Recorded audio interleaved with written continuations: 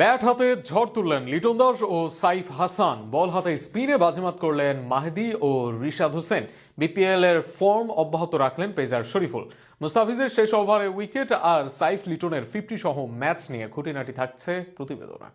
মাঠে গড়িয়েছে অদম্য টি-20 টুর্নামেন্ট, আর সেখানে জমকালো আয়োজন শেষে উদ্বোধনী ম্যাচে মাঠে নেমেছে জাতীয় দলের আদলে লিটন মুস্তাফিজদের ধূমকেতু আর উদীয়মান খেলোয়াড়দের দুরন্ত একাদশ। তবে অঘটন ঘটানোর ইঙ্গিত দিলেও সহজ জয় তুলে নেয় ধূমকেতু একাদশ। 144 রানের টার্গেটে আজ তানজিদ তামিম খুব একটা ভালো করতে না পারলেও ব্যাট হাতে ঝড় তুলেছেন অধিনায়ক লিটন দাস ও সহকারী অধিনায়ক সাইফ হাসান। দুজনেই তুলে নিয়েছেন 50, ফলে প্রথম ম্যাচে জয় পায় কোচ সালাউদ্দিনের শিষ্যরা। এর আগে মিরপুর শেরেবাংলা স্টেডিয়ামে টস হেরে ব্যাট করতে নেমে শুরুটা ভালো করেছিল দুরন্ত একাদশ। ওপেনিংয়ে মাহফিজুল রবিন ও জিশান আলম মিলিয়ে গড়েন 31 রানের জুটি।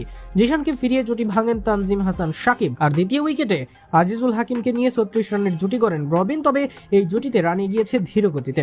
37 বলে গড়া 36 রানের এই জুটি ভাঙে আজিজুল হাকিম তামিমের বিদায়ে।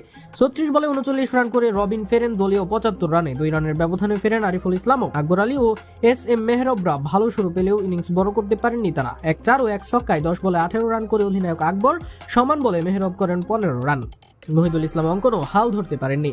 ভালো শুরু পেয়েও এক পর্যায়ে 117 রানে 7 উইকেট হারায় দুরন্ত একাদশ। তবে সেখান থেকে স্কোরটা 143 পর্যন্ত নিয়ে যাওয়ার কাজটা করেছেন জাওয়াদ আবরার ও আব্দুল গাফফার সাকলাইন। 19 বলে 24 রানের একটি জুটি করেন তারা। 8 নম্বরে নেমে অনন্য এক রেকর্ডের মালিক হয়েছেন আবরার। দেশের ক্রিকেটের ইতিহাসে প্রথম ইম্প্যাক্ট খেলোয়াড় হয়েছেন তিনি। 4 ওভার হাত ঘুরিয়ে 21 রানে 3 উইকেট নিয়েছেন রিশাদ হোসেন। তানজিম সাকিব এবং শরীফুল ইসলাম নিয়েছেন 2টো করে উইকেট, আর 2 ওভার করে 1 উইকেট তুলে নিয়েছেন আলোচিত মুস্তাফিজুর রহমান।